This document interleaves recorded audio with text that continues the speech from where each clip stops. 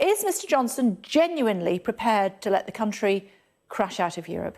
Joined by Tom Harwood from the Brexiteer News website, Guido Fawkes and Phoebe Potter from the second referendum campaign group Our Future, Our Choice. Ladies first, what do you think he has to say in Wales to reassure them that all will be well if there is a no-deal Brexit? I think, to be honest, there is very little that Boris Johnson can say to farmers in Wales to reassure them. We actually heard from the head of the National Farming Union this morning that a no-deal Brexit will be an absolute catastrophe for Welsh farmers, particularly as they export 40% of sheep. There's no reason. Boris has given no platitudes, no plans as to how he is going to deal with the fallout of that. So I think that, frankly, there's very little Boris Johnson can say, but it's nice that he's gone along to say hello. OK, Tom? Well, farmers across this country, almost to a man and woman, absolutely loathe the European Union's common agricultural policy.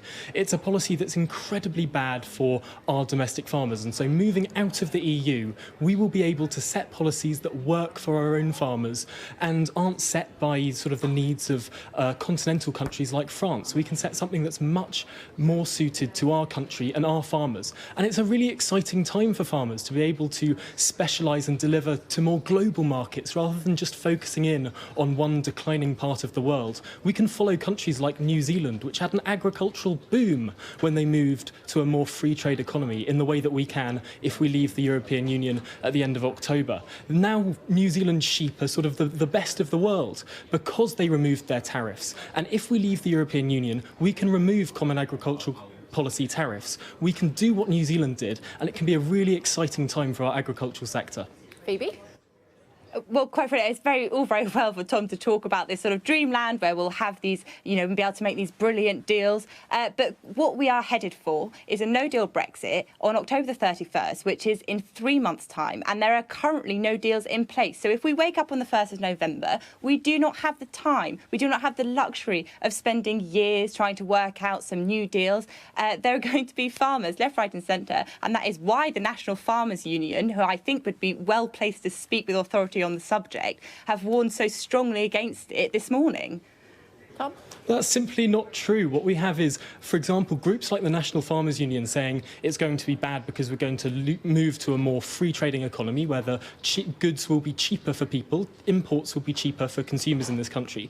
But then you get some other lobby groups saying that, oh, the prices of food are supposed to shoot up. Well, that would be good for farmers. Which is it? Remainers simply can't decide which scare stories they want to use depending on the day of the week it is. What we do know is when we leave the EU, on day one we get control over our tariff regime. We will be able to set our own trading relationship with the world, and we can set one that's in the interests of our own farmers. Yeah, but if you want to answer Phoebe's point, which was what deals have we got in place at the moment after the 31st of October? Well, if you look at the New Zealand example, they didn't need any deals. You don't need deals. You can unilaterally do a whole host of measures, whether it's subsidising farmers or whether it's slashing those tariffs, which you gain control over once you leave the European Union. Getting rid of those tariffs, moving into global markets, moving to what's called unilateral free trade, which is what countries like New Zealand have done. That's an excellent model for our country to pursue, and it's something that we don't need any deals in place at all to enable. That's just not true. You cannot possibly say we don't need deals in place for us to export the sheep from this country. Well, you don't need deals in place to export. Deals do, I would totally agree, deals do make it easier to export, but there are lots of countries around the world that we don't have deals with. Actually, one of the reasons why I would quite like to leave the European Union is there are lots of countries, some of the biggest markets in the world, like America, that we currently have no deals with. And being able to strike those deals with friendly governments who've been keen to strike those deals with us will be good. But in the short term, there are unilateral measures that we can put in place that the government's planning for that will be able to deliver a very, very bright future for all sectors, but also particularly consumers. And I think in this conversation, consumers are often forgotten about. It's very, very important that we deliver cheap food and plentiful food for people up and down this country. Most people aren't farmers, and will be very, very happy to see the incredibly high agricultural tariffs that the EU places on imports from the rest of the world come down. Okay. We'll be able to buy food from all over the world at much cheaper prices, and that's good for particularly the poorest communities in this country. Yeah, sure, maybe. It's not just about being cheaper. The EU provides us with some of the highest food standards in the world. What are you going to say to them when they get decimated from us leaving with no deal? The EU has some of the highest food standards in the world. I think it was because of the movement across the EU that we all ended up eating horse just a few years ago. It's ridiculous. It's a fantasy to say that the European Union protects food standards. Actually, it's some of the European Union countries have very, very low standards of food, and the UK for years and years has been a world leader in terms of standards of food. It's us that are leading the way within the European Union, and we will lead the way outside of the European Union as well. Our standards are so much higher than so many other EU countries. Phoebe? Well, I mean, to say that the EU doesn't have high food standards, I mean, he's basically advocating that we are going to have higher food standards if we enter into a trade deal with America, where we've had all sorts of threats of chlorinated chicken and whatever you want to talk about. I mean, it's kind of ridiculous to say that we are in a better place to have higher food standards that are going to provide for the people in this country when we start on the 1st of November with no trade deals for the farmers or for consumers. We can have absolutely higher food standards, but also stronger choice, and consumer choice is what really matters. I wouldn't mind being able to import American food to this country as long as it was clearly labelled, and I think that's what the government's planning for. Being able to buy produce from all around the world is an exciting opportunity, and it's a shame to see sort of navel-gazing Remainers shy away from the opportunities of global trade. We shouldn't only look inwards to our one little continent, we should look outwards to the world. And that means accepting imports from all over the place, as long as they're clearly labelled, as long as people can have clear choices. That's what's important. And opening up our markets will deliver such benefits, particularly for people on low incomes. And that's one of the many, many benefits that Brexit can bring to consumers up and down this country.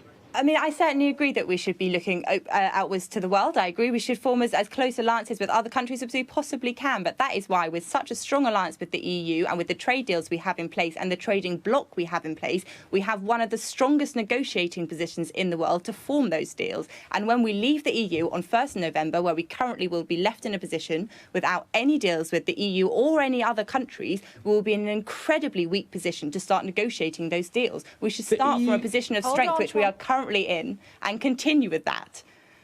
The EU doesn't have deals with some of the largest markets in the world, with China, with America, with Australia, with Brazil. All of these countries have no agreements with the European Union. And being able to leave the European Union will be able to finally, for the first time in 40 years, negotiate these deals by ourselves. At the moment, Brussels has to do that for us. And that means that things are decided in those deals that we don't have control over. Most countries in the European Union have market-based healthcare systems. The European Union could, for example, sign a trade deal with America that would put our NHS at risk. Us being in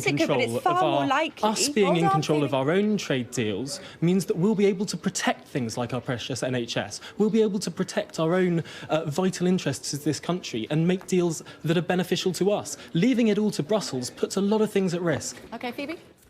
To say that our NHS is safer if we leave the EU, because the EU could do a deal on its on healthcare markets with the USA, is quite ridiculous. The NHS is under severe threat, particularly if we have to cozy up to Donald Trump, who has repeatedly suggested the NHS may be on the table in any future trade negotiation with the USA. The NHS is far safer if we are closely aligned with the EU, where we all have protected healthcare systems, unlike in the USA, which has a private form of healthcare, which nobody in this country wants to see happen to us. Every other EU country has a private form of healthcare. The NHS is unique in Europe in terms of the kind of service that it delivers. No other EU country delivers what we do in this country. It's a fantasy to say that the EU is somehow a protector or guarantor of our NHS, handing over control to people who do not have this country's interests at heart, handing over control to what's called qualified majority voting, which is what the new president of the Commission wants to put in charge of almost every decision in the European Union, meaning countries like Britain could be shut out of those. We would lose our vetoes as the EU progresses to a more centralising system. We will be losing control over what matters most to people in this country. That's why we have to leave the European Union. That's why we have to take back control. And that's why I'm so excited for the possibilities that will present themselves to us as soon as we get to that Halloween deadline. I mean, I'm very glad that Tom is excited about the possibilities that are going to present themselves to us. But quite frankly, what we're not headed toward is a Halloween deadline, but a Halloween nightmare. On the 31st of October, we are set to crash out of the EU with no deal because Boris Johnson, slip of the tongue there, thinks that he can play fast and loose with people's livelihoods. He can play Russian roulette with the future of this country. He's saying that he's using no deal as a bluff. Well, that bluff may well get called. And if it does get called, we are headed towards a catastrophe no-deal Brexit, which could risk the breakup of the United Kingdom. It could decimate manufacturing industry in this country. It could cause economic disaster. I mean, the list goes on. It could be a severe threat to peace in Northern Ireland. It is not simply an opportunity to open ourselves up to the world if we fall off a cliff on the 31st of October. Leaving the European Union enables us to open up to the world, you're right, but it also isn't the sort of disaster that you're trying to paint. Clearly a deal would be preferable, but no deal is simply really manageable. We've got some of the brightest minds in this country now working on it, flat out, in a way that hadn't been happening in the previous 3 years. We're now in a new dynamic, and this new dynamic will deliver a better deal. It's very clear. We are saying to the European Union, we would like a free trade deal. We don't want an anti-democratic backstop. What we would like is an ordinary free trade deal, like the EU does with most other countries around the world that it has deals with. And that should be very simple to accept. If the EU want to play games, that's on them. But currently, we're preparing for no deal, and if the EU would like a deal with us, they know where to come. You say they're some of the brightest minds in the country. Quite frankly, what Boris Johnson has put together in Cabinet and in his government is, the Vote Leave masters. They are the people who were advocating for Vote Leave in 2016. Finally, and if after they haven't, 3 years, absolutely, finally have people who advocated for this project in these people, they did. But Boris Johnson in 2016, Tom, he advocated to stay in the single market. They have changed their minds because they have seen. Not true. That is true. And negotiating Simply over the last 3 years. Sorry, did you watch any of the debates? Did you see any of the TV interviews? Guys. Here's the thing. If you talk over each other, we can't hear at home what you're saying. You carry on, Phoebe, go. Thank you. So what I was saying is in 2016, Vote Leave and his Boris Johnson's government, who were then the Vote Leave team, were advocating absolutely nobody was advocating for no deal. It was not put to the public that we could be leaving the EU with no deal. Boris Johnson himself was advocating to stay in the single market. He has completely rejected that idea now. He has changed his mind. It is only right that now he has changed his mind and the reality has become clear that the public are allowed to decide, now they have seen what is on the table, whether they would like the deal we currently have with the EU or a deal that Boris Johnson says he is going to be able to negotiate with the EU, although I don't know how he's going to do that if he doesn't actually go to the table with him, which he is currently refusing to do. This is the only right, when they have changed their minds, that the public allowed to have a final say on what that Brexit deal is. It's extraordinary that you're allowed to get away with this. This is simply not true. You're telling absolute fabrications. The Vote Leave is it true, Tom? Did anyone advocate for no deal in 2016? Sorry, okay, the Vote Leave campaign was incredibly clear that we would be leaving the single market. The Remain campaign put out press releases and posters saying Vote Leave have admitted we're going to leave the single market. David Cameron said we'd be leaving the single market. Michael Gove said we'd be leaving the single market. Boris Johnson said we'd be leaving the single market in front of debate audiences and television programmes, Andrew Marr, Faisal Islam, you name it. This was the campaign. I'm amazed that you're trying to rewrite history. This is what was said consistently. My question was anyone advocating for no deal in 2016? Can you answer that? No one is advocating for no deal today. No one is advocating for no deal in 2016. We're saying no deal is better than a bad deal. That's simple negotiation. Of course no deal is better than a bad deal. No deal is bad is a very good line, but it's not actually true, is it? Let's have a look at what David Cameron said in his excellent interview with Faisal Islam during the campaign. He said we have 2 years to negotiate a deal, and if we don't negotiate a deal, we're out on WTO terms. Okay. That's a direct quote from the Prime Minister at the time. Of course it was discussed during the referendum. Sadly, we are out of time, so we're going to have to leave it there. That was a spirited debate. It'd be really good if you guys wanted to come up here to Osterley. We'll have a half-an-hour chat on the sofa, maybe next week or the week after. Maybe put it in your diaries. Thanks very much, guys. Thank you very much. Lovely. Thank you.